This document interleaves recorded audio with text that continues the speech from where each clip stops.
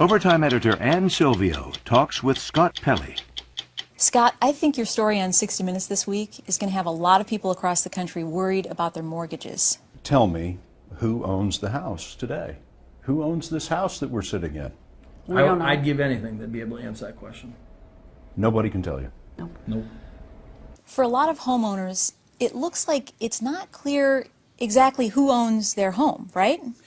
Who owns the mortgage? That's